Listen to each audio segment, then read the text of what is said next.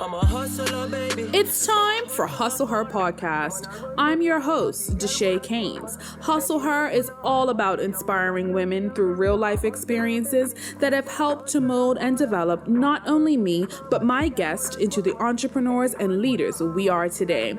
If you're an enterprising woman determined to succeed and looking for a bit of motivation, a bit of tough love, and some actionable takeaways to be the best you, girl, you are in the right place.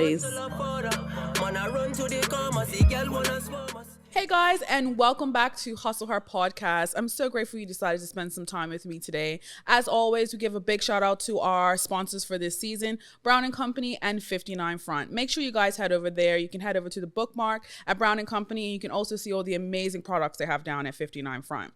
Today, I'm super excited about my guest. She is not only a media personality, she's also a philanthropist. She's also 2023's Woman of the Year, and she is the managing director of Big Brothers and Big Sisters, Patrina O'Connor-Paynter, better known as Power Girl Trina. Welcome. Listen, I'm just really excited to be here. I've been watching the podcast, and I know we were trying to schedule it in before, and it never worked out, but actually, it's an amazing podcast. Yeah. I have to tell you that first. I love what you're doing to empower. I appreciate that. I really appreciate it. I'm glad that we finally were able to do this. Yeah. And I say this all the time when people come on and I'm like, because usually I ask somebody and they're like, but you were like, yes, right away. And then we figured it out and now we're here.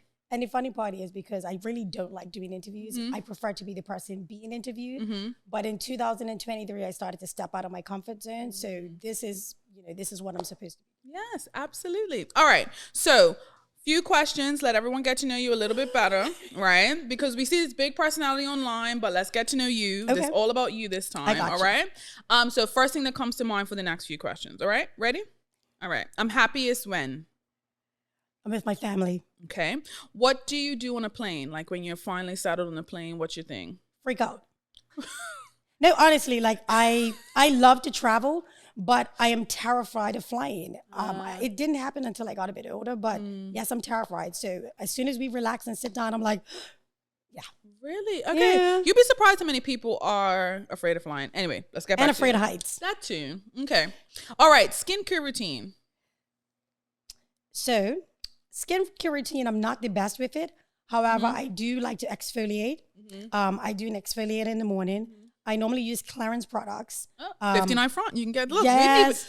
we didn't even discuss that. Really? No. So look, my Clarins products, that's my go-to.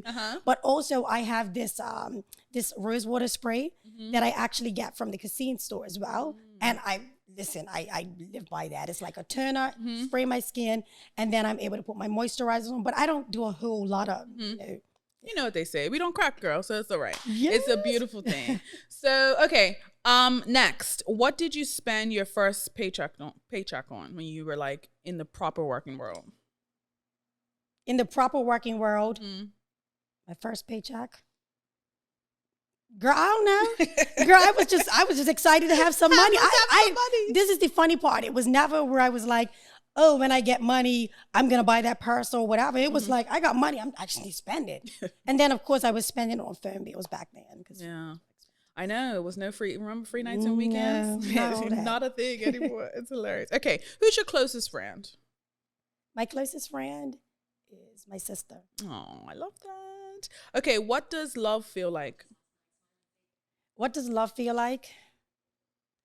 Man, it's hard to explain. That's a hard question. I mean, what does it feel like? What does it feel like to you? Like, when do you feel the most loved? Okay, so you mean loved by people, loved by family? Whatever does that mean to you?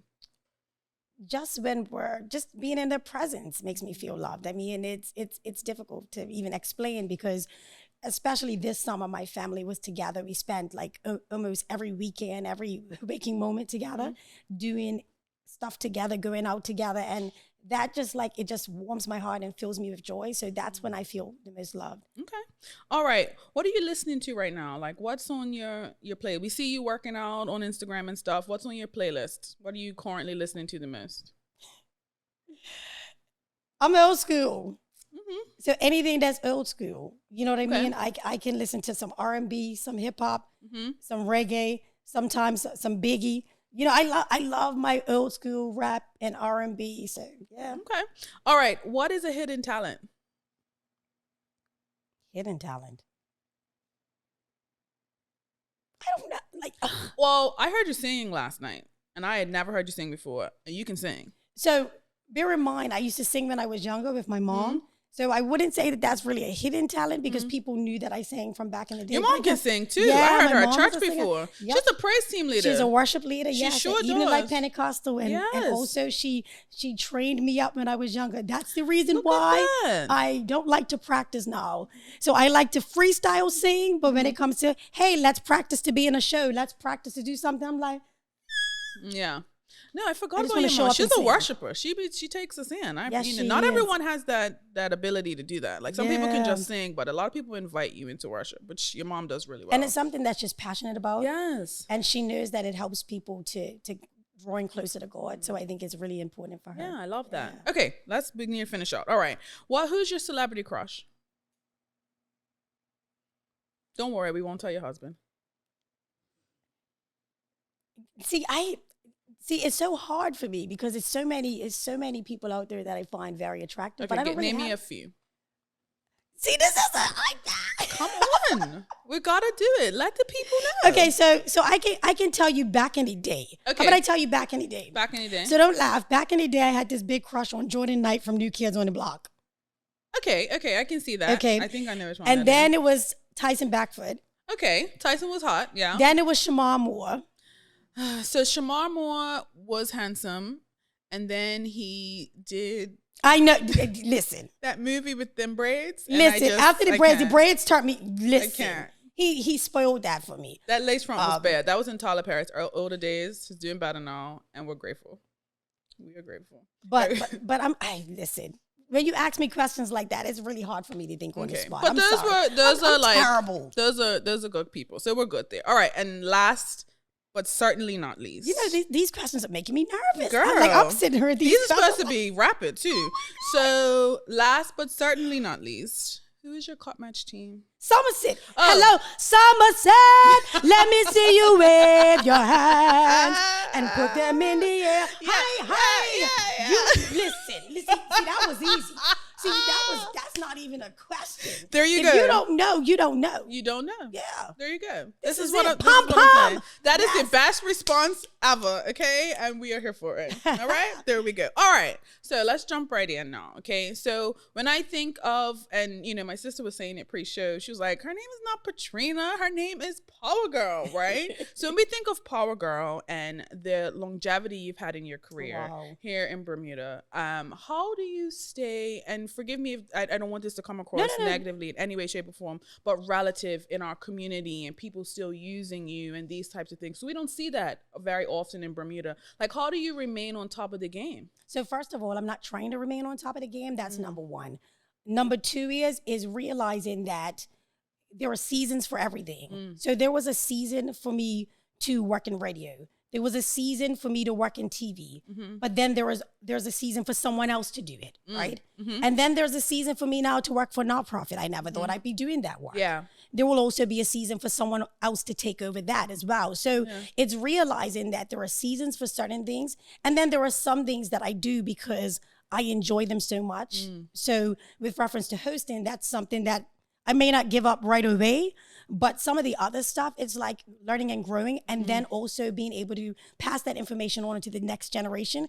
And what you'll find, well, what I've found is that a lot of people feel intimidated by people that are coming up in the next generation. So for example, you have a podcast, and let's say someone had a podcast before you and you ask some questions and they don't want to share, or they feel like, oh, she's doing a podcast, she's copying off of me. I don't look at it like this. I feel like it's room for everyone. And I feel that if I have something that I can pass on to the next generation, then why not? Why am I going to keep that to myself? So some of the people that I've connected with, they were 5, they might now be in their 20s.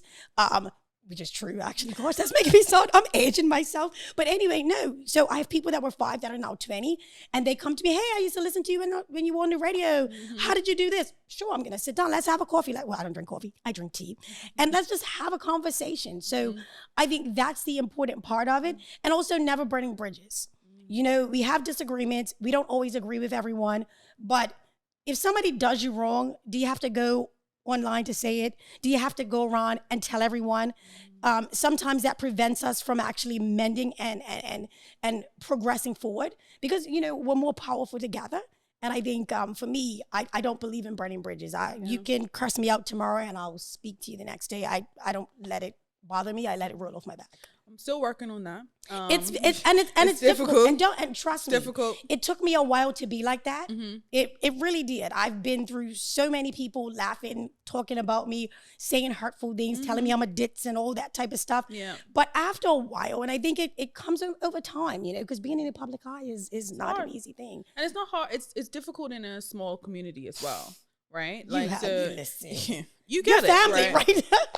Girl, we get it, right? Oh we totally understand. So people don't understand those effects. So like in bigger places, if someone's saying something about you, very rarely hear about it, or it's later down the line. Like here in Bermuda, if something happens, especially negative things, because we all know those things spread, like wildfire. But in a smaller community, you feel it, and it's like gut wrenching, right? Because it's just like, how could someone think about me like that? Because we're so close knit, right? This is it. And that's the hard part about it. But the other thing that people fail to realize, well, they know it, but they don't know it, right? Is that no one's perfect. Everyone has stuff. Everybody has issues. Everyone has challenges. Everyone has people in their family that are on drugs. Everybody has people in their family that have mental illness and divorce. And you know what I mean? So it's like, oh my gosh, she's getting the divorce. Oh my gosh, did you hear she's hospitalized? Oh, did you? You all have that same, like we're human. Yeah. And so instead of getting so caught up in the talk and making people feel less than, let's kind of. No, I totally agree with you. But in that same vein, right? Like, because you put like your personality out there, and I'm very careful with saying personality as opposed to life. Thank right? you. So you got to be really careful about that. But you. with doing that, like, what is the biggest misconception of you, given that you are online frequently? It's so funny because I do a lot of stuff that's crazy and funny. I run up and down, I jump up and down, I'm playing with the kids, I'm on a fun castle. Like, I just do that stuff. It brings me great joy.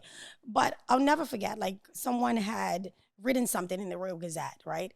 And it was about another personality, and they were like saying something negative about them.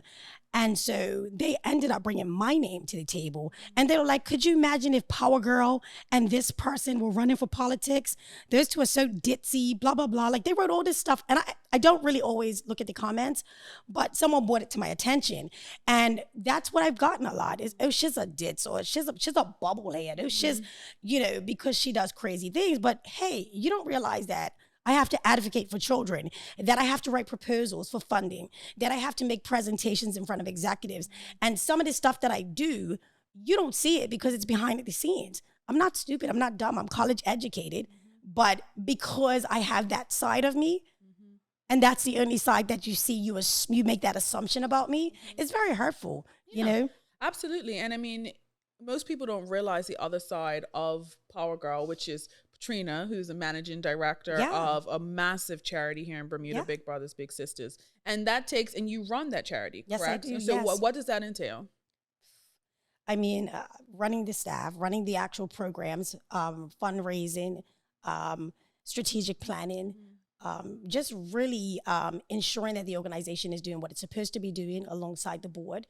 It's a lot of work, and it's not work that's for the faint of heart. Working for a charity, it's not where I'm making some big, everybody thinks that people that work in charities make this big fat paycheck. I'm not in it for the paycheck. That's why I'm out here hustling. I'm just no, but when the real though, like it's work to where you get embedded in people's families, like at Big Brothers Big Sisters. I call it the Big Brothers Big Sisters family because I know their circumstances, I know their situations, and sometimes I get calls at 12 midnight at night just for somebody that just needs to talk, and I'm there, like, and some of this stuff that we know about, and we, people see it just on social media, but I actually know this stuff. I know the deal, and sometimes it keeps me up at night.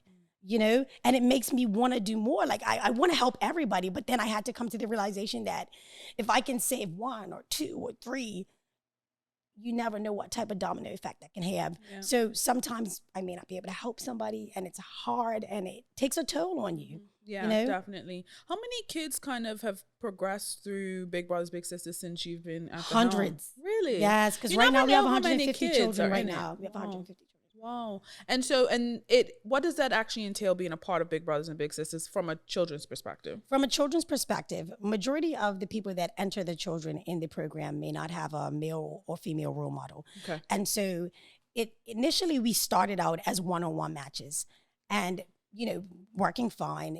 Obviously there's always a shortage of male volunteers within Bermuda. But then afterwards we sat there and we were talking to our clients, and we realized that it was more than just that we needed to do. So for example, we do couple matches, we do company matches. So now we have companies that have now come on board, and they have children that come to the offices so they can get an experience in an orphan environment, help with homework, and then also just some social skills that some of the children need. We have a program, Boys to Men, where we partner with Mass Bermuda, because we realized that with boys in Bermuda, they weren't talking about their feelings. So we were like, listen, like maybe we could do something that's kind of group therapy, but not therapy, that can kind of get them talking. And so during the pandemic, we talked to Fitzy and the crew there, and we created that program. Wow. And then also we have Girl Power with the girls that Dr. Jana Otterbridge is a part of, and that's happening weekly with some of our girls. I mean, we have a lot of different programs that are running, and then also when we see stuff out there that we know that children are interested in certain skill sets, and if there's an opportunity for a camp, we reach out to that place and say, hey, we have some children. Do you have any scholarships, or do we need to get funding for it? So it's kind of trying to meet the needs, and also partnering with other community organizations, because we know we're not the end all be all. So we have to be able to advocate for the children while working with our community partners as well, whether it's a corporate company, another charity, a community group, a football club, whatever it is, whatever it takes to help them, because we don't own the children. You know, the children are of our community. So all of us binding together is really what is going to make the biggest impact. Absolutely. So that's what we're trying to do at Big Brothers Big Sisters. So you just mentioned all of that, and that alone is a big job, right? Yes. And then we have personality, Power Girl Trina. How do you do both?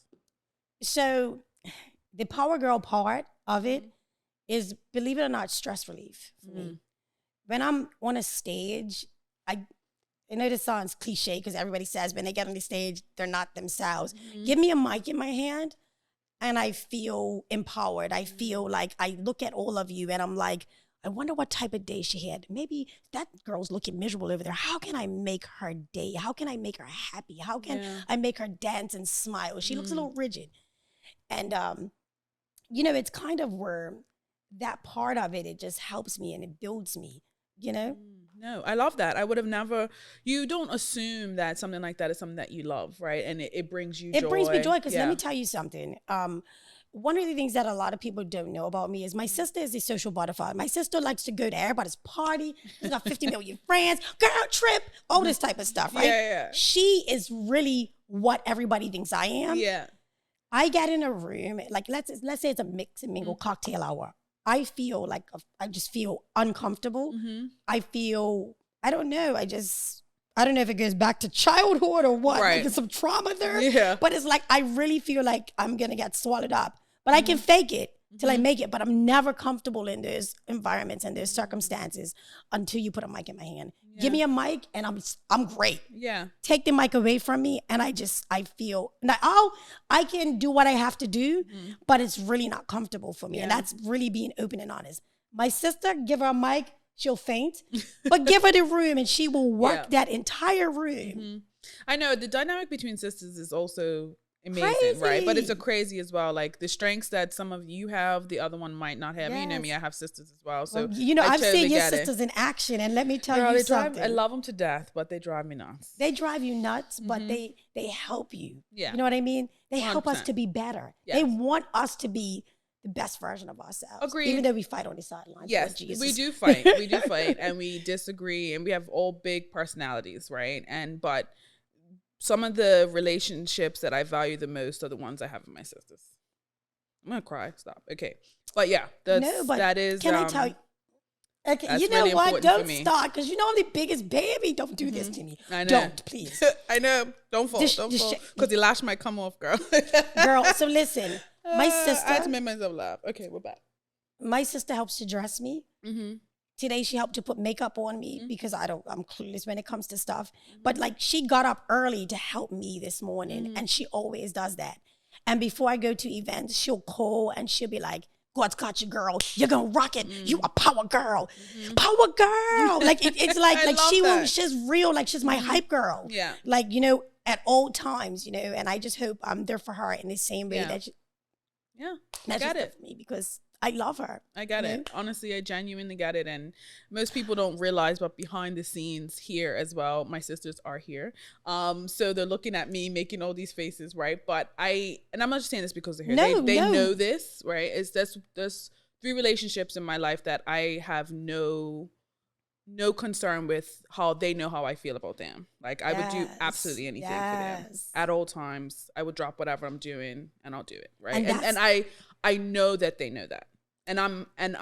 We got into an argument, not me and Dan, but someone else. They were like, you don't know how they feel about you. I said, no, I know that. And that's one thing I'd be willing to die on 100%. And I love how you said an argument, whatever, Mm-hmm. right? My sister and I, like my sister, sometimes she's vexed. Mm-hmm. And then I'm like, okay, let me leave her alone. Mm-hmm. And then the next day we're good. But I know, let me tell you something. We may fight, Mm-hmm. we may bicker, but let me tell you something. Come talk about her sister. Yeah. My sister Oh. will come looking for you. Oh, My sister 100%. about it, Yes, okay? exactly. Listen. Yes, but I think that's also learned too, right? Like I think when you come from families that are close or from whatever else that may have come from, but from us, it's very much like my dad and my uncle are like that. Like Yes. those are twins, right? So they're pretty much the same person in different ways. But they could be fighting or anything could be going on with them, but no one can talk badly about the other, right? And they have each other's back all the time. So I think that's been modeled for us as well. So we know that. Yeah, it But has. those are 3 relationships I probably I do value most in my life. Sorry, mom. Sorry, dad. But they are. Listen, they your are, sibling is your definitely. first friend. Well, so for me, it's a little different. They're like my little sibling kids. So anyway, we'll have to talk offline about that. But there's a big age gap. There's a big age gap. At least 7, 8, and 11 years. So if my sister was 7 years apart, Yeah. and I'll never forget this, like my mom used to dress us alike, Mm. and I couldn't stand it because I'm older. So I'm like, why you can dress me like this baby? Yeah. You know, and then she used to want to be everywhere I was, Mm. want to follow me all over the place. And she used to, like, it used to irk me. But it's like something transitioned, like when I went away to university and I came back. Right? And all of a sudden, it was like, It's your best let's friend. go out. Hey, what you doing this weekend? Let's. And it's just like, I love how the relationships morph, right? yeah, In like life, transitions period, into right? something else. That Yeah, seasons. into friendship. And I Yeah. genuinely like that. I I love love it. that about it. So it's a pretty good segue. I love when that happens. Tell me about I was going to say little Power Girl. Tell me about little Patrina. Little Patrina had a lot of mouth. You couldn't control what little Patrina was gonna say. And so my mom would take me places and be like, oh, I don't know what this child's gonna say. Like I'll bump into somebody. And you know, is that your real her? No, Jesus. You know, you have something on, you know, like that was me. And Uh-huh. it wasn't in a rude way. It was just that. And then I always wanted to know why. So somebody would tell me something. I said, yeah, but why? And my mom, Trina, but why? It's not making any sense. Like I need to know. I had a really wide vocabulary. I was an avid reader. I would get buried in books. And the other thing that's funny that I can kind of look back now and see why I work for a charity is because back in the day, the people that no one else wanted to be bothered with or deal with, the people that everyone would tease were the people that I would reach out to. So for example, if you saw As a someone, child? as a child, Wow. little. So I don't want to be graphic about it, but I have to break it down to you. So let's say somebody was in a wheelchair and something was going on with them.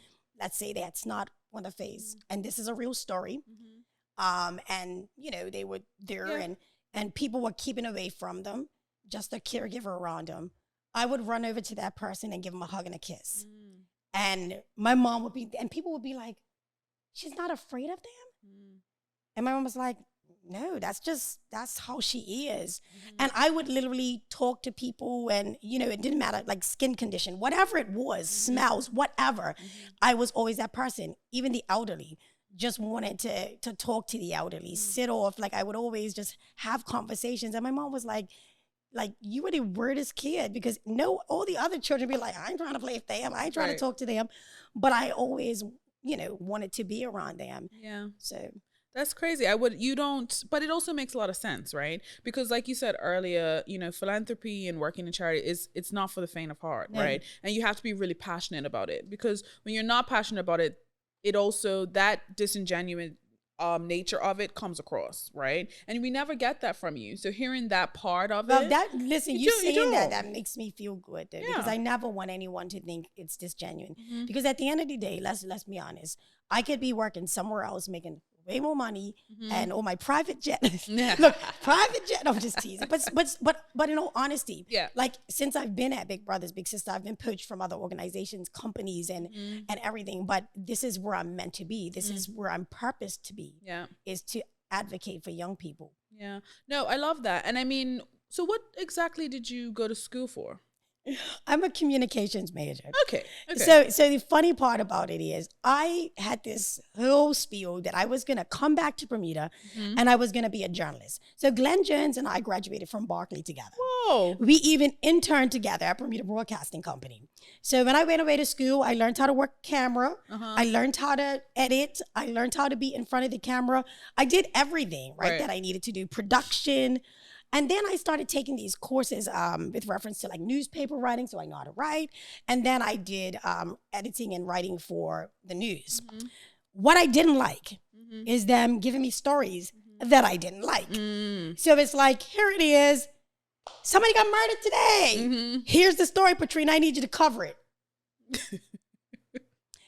The flu shots are coming out, Patrina. We need you to cover that story. That's not night. Like, you know what I mean? It was, I had these big dreams, because I'm from the, don't laugh, because, Walter Cronkite and I don't even know who that is. Dan Rather. I know Dan Rathers. Connie Chung, I'm from that type of era. So for me, it was kind of like, I felt like I could do this. I'm not that person. I don't want to write the news stories. I don't want to be the person that you tell me I have to write about something that's going to make other people miserable. I want to do something that's going to bring joy to people. And I want to do something that's going to bring about impact. And I'm not saying that as a news journalist that you can't, but at the time for me, it was like, this is not what I want to do. I'm not happy with this. But I also enjoyed editing and videography as well. But what happened when I came back to Bermuda was, I got pushed more in front of the camera than behind the camera. So I never really, while I have some skills, I never got to do. Yeah. So how did you deal with that while working? And I don't know if you said the company, so I won't say it, but at the company, when you first came back to Bermuda and you were working there, how did you deal with, being given stories that you didn't want to do? Because that happened in university. Okay. Don't listen. That happened in university. But I was just giving an example, like, somebody. Yes. But the flu shot one was one I had to write. I had to write that for the school newspaper, and then I had to do a TV thing for it. And I was like, this is boring. Yeah. I could be writing something else. I could be saying something else. I can't add my swing to it. And so that was the other part. We always wanted to add a little bit of something. A little pizzazz. Little sugar on top. Little something. Yeah, there you go. So tell me, I know a lot of people know this, but I think with your social media presence, I think you're also getting a younger audience now, right? And I don't think people also know the origin of Power Girl. Where did that come from? Not everyone, I should say. So I worked at Power 95 radio station. I wasn't Power Girl, all right? It's funny because at Bermuda Broadcasting Company, they weren't hiring. But when I came back to school, I harassed Rick Richardson. And I was like, listen, I need a job. I need to be doing this. You're fresh out of school. You're like, I need to be at Bermuda Broadcasting Company. Well, a job came out in sales and marketing. And he was like, well, we have a position here. I said, I'll take it. And so I started out doing sales and marketing. But obviously, it was like, oh, well, you want to try out this? So they had something called Power 95 Interactive. Don't laugh. It was a card to where you can get like discounts and go to parties. And you're a little too young for all that. But anyway, so they were having this big party and all that type of stuff. And so they asked me to go on Rodigon show, because Rodigon used to have a Spanish show on Saturdays. And so I went on Rodigon show and something crazy happened. People were like, oh my gosh, you guys together. Who is that girl? Da-da-da-da. So afterwards, it was like, they were like, you need to go back on, come back on. So I just ended up being his sidekick, his co-host, and while I was there, I already knew to cool. play. I knew how to play a bit, but Roddy was like, no, you need to know how to play. And so he would, train me up, and I would just be there. And sometimes I would be doing the playing and he would do the playing. And it was just kind of cool. You learned from David Rodigan. That's pretty cool. No, see, listen, Rodigan, Bermuda was Rodigan. Oh, my bad. See, listen, that shows out. So Rodigan of Bermuda. Okay. Not David Rodigan. I didn't know.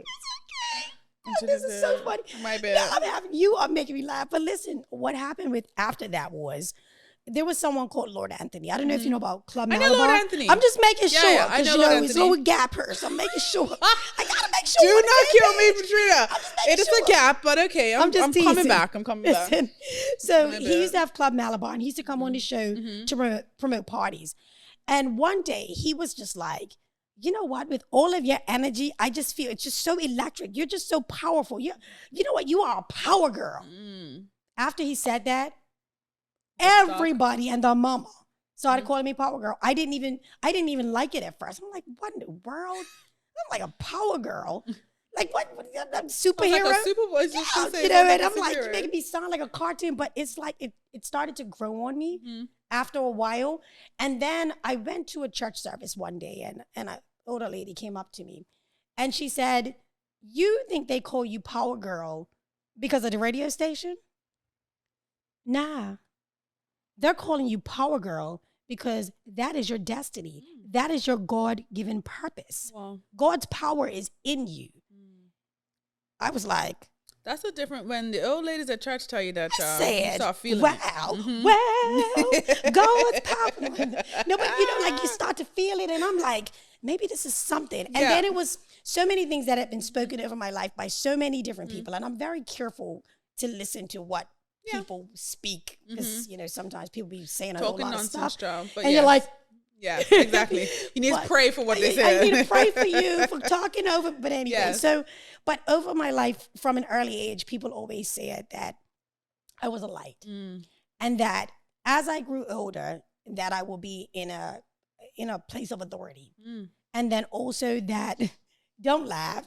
Someone actually said, like, you will be amongst queens and kings, and I was like, amen. There you go. But okay. Like, like some of the stuff that people said, I was rolling my eyes at because I was younger, and I'm like, whatever. But now as I get older, I'm like, you know what? It may be a little something to what they were saying. Yeah. Maybe not the queens and kings part, but to just be someone that's able to do something that impacts the community in a way that their legacy will be known. Absolutely. So I hear you talking about your mom singing in church, and you go into church when you were younger. Like, how has faith played a role in your life? I don't know where I would be without my faith. I think I would probably shrink out and be in a corner shaking and hiding. I've been through so many like earth-shattering things in my life.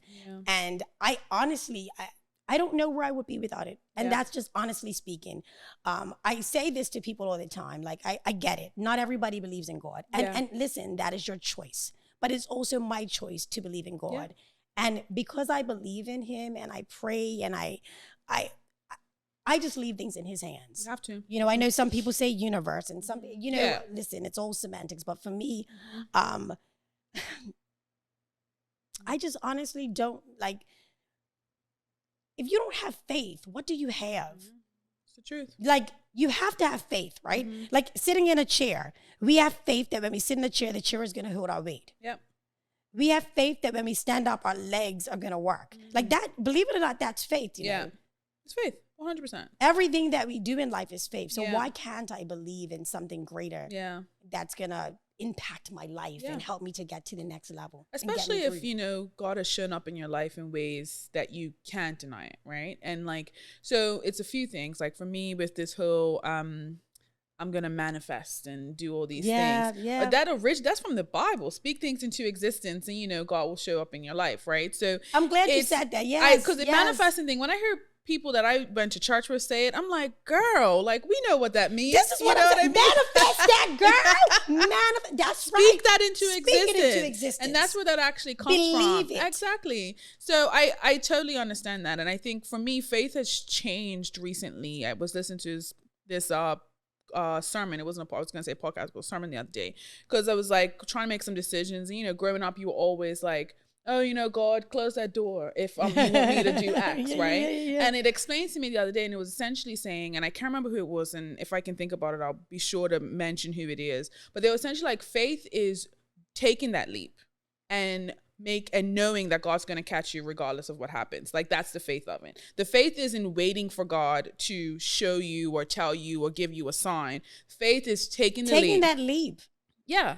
And it literally put into perspective for me, because all my life I was like, no, I'm waiting for God to tell me, or I'm waiting for God to show me a sign that this is what he wants me to do, leave the job, or whatever that may or may not be. Faith without works, It's faith dead. without Yes. action is dead. 100%. 100. And I had never thought of it like that before. So now, like, when I'm making decisions in my life, I look at it in that vein, as opposed to like knowing that God's got you. That's the faith portion of it. And I'd never thought of it that way before. So that's why I asked the question about the faith. No, because, seriously. yeah. I mean, let me tell you, just girl, it's just been so much. I mean, as you know about the dog attack with me. I actually didn't know that. You said that yesterday when we were catching up, and actually, if you don't mind, what No, happened? I'm an open book. It's fine. So basically, we had a dog. Something happened at home. I leaned on something. The speaker fell on the dog, and as it fell, I fell back because I was leaning on the speaker, and I kicked the dog. And I was trying to prevent hitting my head on the refrigerator. And what happened is the dog clamped down on my foot, and I couldn't get my foot out of his mouth, and I was on the ground. And then the next thing you know, it's my arms, it's my partially amputated finger, it's my hand that had to, like, my index finger and my thumb actually were hanging off and had to be reattached. My partially amputated finger. They told me that I wouldn't have a nail, but a nail grew back. God, you could be amazed what these nail technicians can do. But, like, completely, and it was crazy because during that period, I couldn't do anything for myself. And I'm allergic to all of the good stuff. I can only take Tylenol. And if you know about Tylenol, if you can't take anything outside of Tylenol, it don't even make sense. So I was just in bed like this and couldn't move my hands. My wrists were sprained, and my husband had to bathe me. My husband had to wipe me. Yes, wipe me. This is in sickness and in health. Yeah. That's the part people that they don't tell you about, right? I'm going to just let you know that was really humiliating. But, he did what he had to do at that time. But I remember just being there just like this because I can't do anything. And I'm just crying. I'm like, God, like, it sucks. This don't make no sense. And sometimes things happen because you need to be still and you need to process and you need to kind of get it together in your head. And I took that moment to do that. Like, I took that time of, I literally, in order to get any work done afterwards, I had to get a headset and dictate into it. No way. No, seriously. So it can type for me. And the funny part about that is, until it knows your accent, it types all sorts of mess over. Yes, it does. But when that happened, they told me that it's probably going to be difficult for me to write. It's going to be difficult for me to kind of, have function. Like, I may not have 100% function of anything. And I was like, no. My God is greater than that. I will have function in my hands. I will have a nail. I know it sounds cosmetic, but I will have a nail on this finger. They told me that they removed the nail bed, and let me tell you something, it grew back. That's crazy. It looks crazy, but hey. It doesn't look, until you said something, I would have never noticed. No, I call it thingy. No, I'm just checking. Let me stop. I know it sounds corny, but anyway, don't laugh. It's a serious moment, Patrina. I know, I'm sorry. I know. Just gonna play in your head. I know. I will never forget it. No, I can't help it. But also, even this, like, I had to learn how to write again. I had to learn I had to go through hand therapy for a while. Wow. And if you look, I have like scars here, stuff here. Wow, I would have never known. My husband told me it looked like whale blubber. I was like, well, thanks, but I know I can't help it. This is my personality. It's actually refreshing because we come from a lovely family, but also a crazy family. Okay, and they so would I say fit some in? things like that. You fit right in, right? Your whole family, right?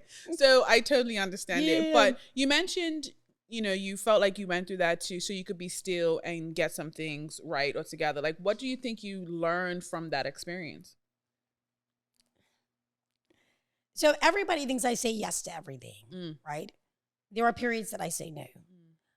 And also now I'm very conscious about what I'm affiliated with, conscious about who I'm working for and what events, activities, things that I'm aligning myself with. Yeah. And during that period, there were some things that I was aligning myself with that were not necessarily where I should be.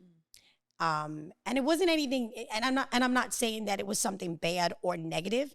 It was just that I wasn't supposed to be in alignment with that. And I was still kind of like, yeah. And it was like, no. You know what? And I'm not saying that he did this to stop me, but it just made me reflect even more and be like, you know what? Let me take this time out. The thing that I will tell you is I'm the worst person with reference to self-care. And so during some of those periods, that also made me be a little bit better in taking care of myself. And how has that helped like your mental health? Like when you were in a position where you weren't doing the self-care and you weren't taking care of yourself, did that affect your mental health in any way? Yeah. I mean, listen, I'm someone that when I was younger, struggled with depression, low self-esteem, feeling like I wasn't worthy. I mean, I guess all of us in some periods of our lives kind of go through that period of where we feel less than or we feel like we don't belong. I know that I sometimes still struggle with it even at this age, which is crazy. But, you know, when I was going through those periods, it's a low period for you, right? Yeah. And you feel like you're all alone. And it's really, really easy to get yourself into a hole. And so I know in Bermuda, for most people, talking about mental health and sitting on a therapist couch is taboo. But I'm going to tell you. Especially in Black culture. In Black culture, yes. And for me, listen, if you need that help, sit on that couch. Yeah. Whatever it takes to make you better. Yeah. I think that's really, really important. I'm not afraid of that. You know, and that's one of the reasons why I was advocating for the children with reference to that. And so when families come in, I'm like, are you seeing someone? Like, who's helping you? I think we need to stop stigmatizing it and start normalizing it. I think it'll make us so much better. And the other part is because mental health also plays a big part in your physical health. Absolutely. And trust me, let me tell you, I suffered with gastritis and digestive issues. And every time I would go to the doctor, they'd be like, it's your stress. I'm like, no, it's not. Do I need a CAT scan? My doctor can't stand me. No, seriously, like I am. So that's the other part that you don't know about me. I have white coat syndrome. You think you're a doctor? You watch Grey's Anatomy? So, but see, I'm a doctor. I watch Grey's Anatomy. I think, you know, I need to make sure that you're making sure that I'm okay. Yeah. And the other party is, although I'm that, I'm still scared to walk into the doctor's office. I freak out. My heart starts racing. My blood pressure goes up. I start sweating. Seriously. So you're the one, you get a bump on your leg, you're Googling it. Sure am. So my doctor, so I had to stop. My doctor was like, Trina, get off WebMD. WebMD is It the is worst. the devil. That is the worst. Because you know you what? think you have cancer and you're dying. Listen, because if you have an itch on a certain part of your arm or something like that, you look it up and it's like the worst thing comes up first. It wouldn't even give you like, it's not a tear it's just an system. itch. Yes. It's just like you're dying next week. Yes. So you know, like it's stuff like that. Yeah. No, I totally agree with you. I remember one time, I can't remember what was wrong with me, and I was going to the doctor, and she was like, "Well, have you looked it up?" Not my current doctor. I love her, Dr. Simons. I don't have care. She's amazing.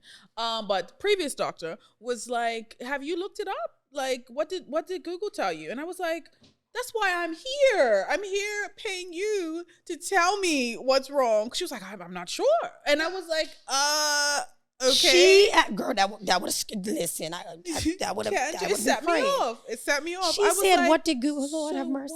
She was like, I mean, no, we'll figure it out together. And I'm like, no, I'm not the doctor here. Anyway, that's a whole other story. But if you don't know, then what I'm supposed to do? Lord? I have to stop looking because I'm an overthinker. And so the minute it tells me I got cancer, I need a craniotomy. Like I have a headache. I'm like, it's gotta go. But you know what? It's so funny though, because when you look at that and you look at a diagnosis, you start going in a rabbit hole, and all of a sudden symptoms start appearing out of nowhere. Yes. Like you just start having pain here and then a headache here, and it's probably all in our mind. Absolutely, listen, it's crazy. I get it though. You gotta stay off. You gotta stay off WebMD for real. You have your honorary white coat, but stay my off sister WebMD. is the one's like, come here, let me slap you. Let me slap some sense in your head. Get off of WebMD. WebMD is the worst. I'm not gonna lie. And my mama says, what did the Lord say?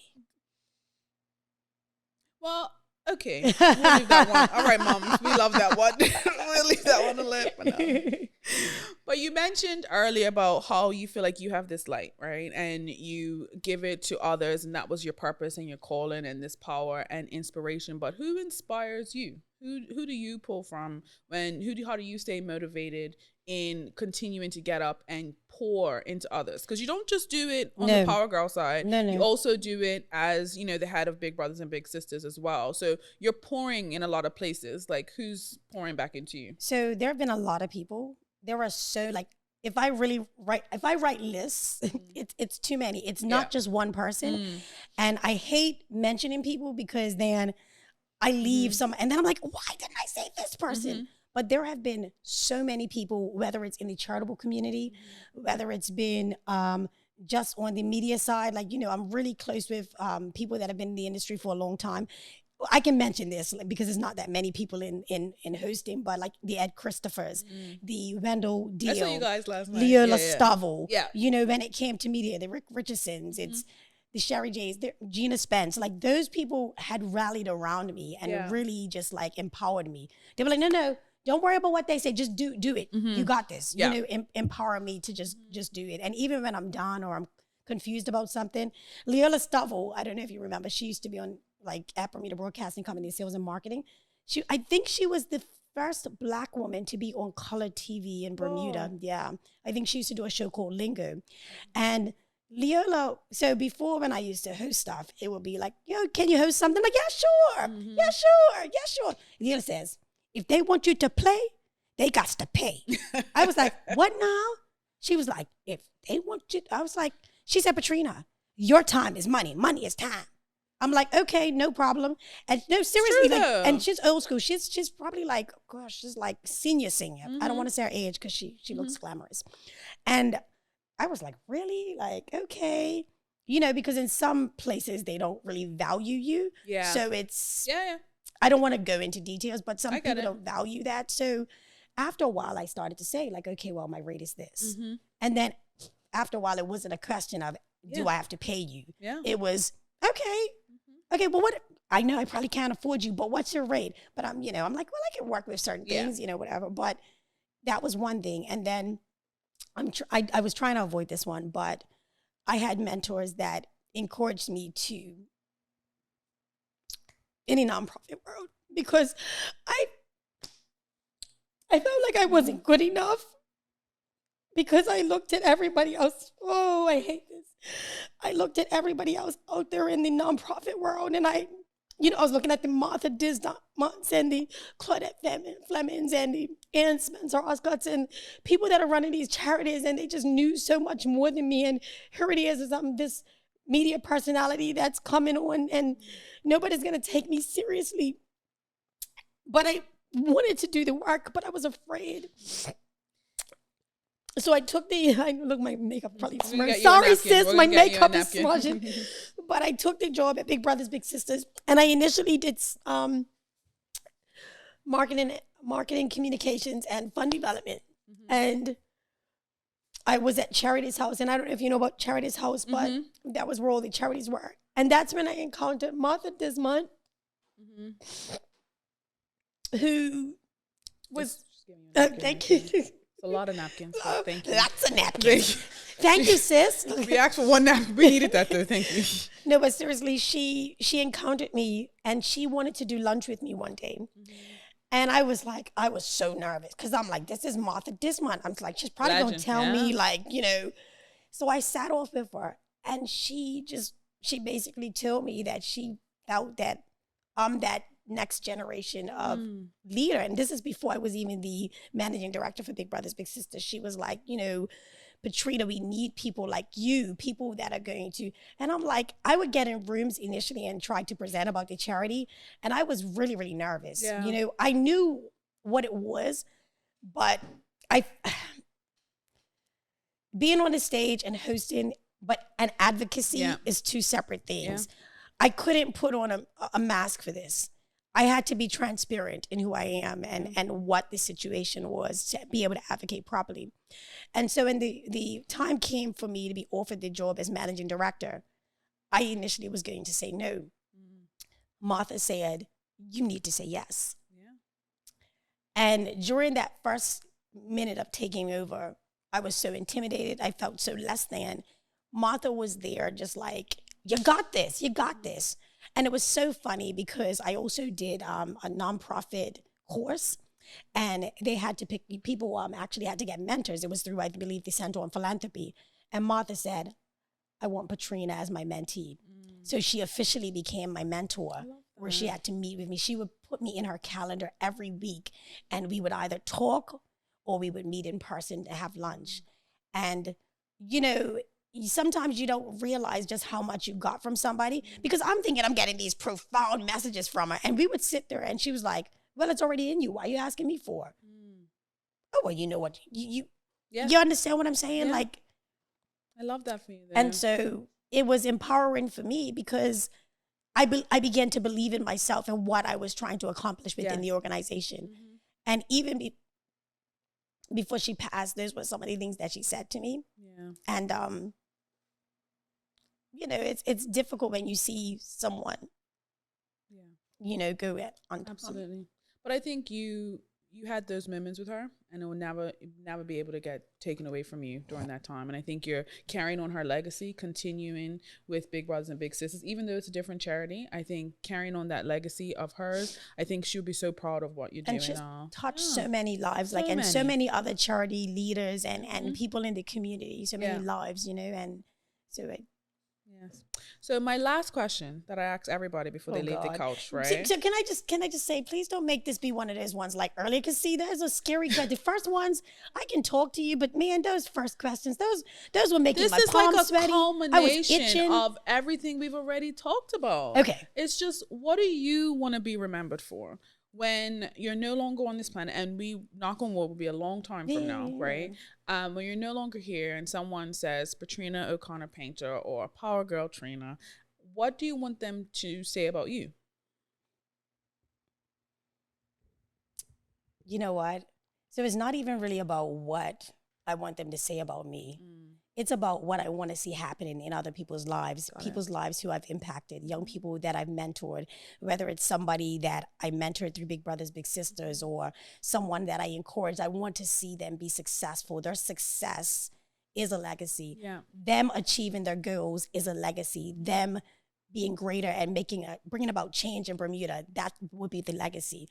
The speaking about me, I mean, it's fine, but that, like, I want people to look and be like, yeah.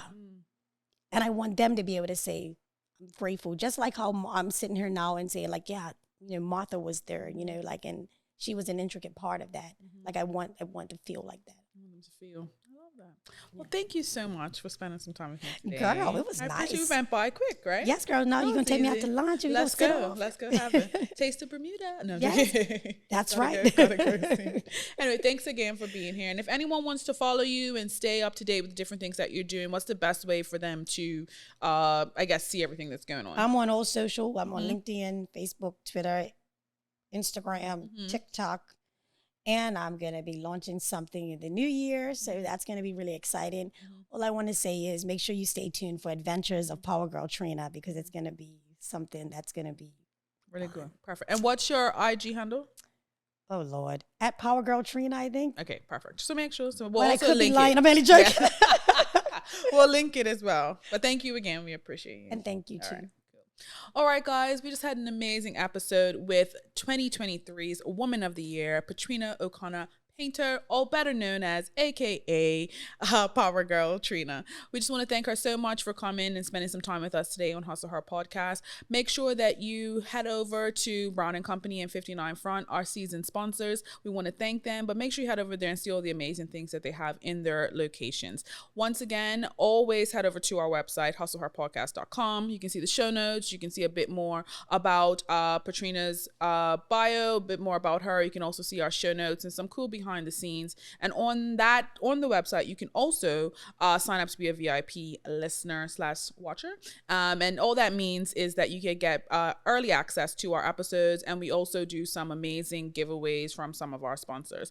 We also have some of our merch there as well. So you can also purchase our new hats, as well as some of the sweatshirts that we have coming up. And as always, thank you for spending some time with me today and watching Hustle Her Podcast.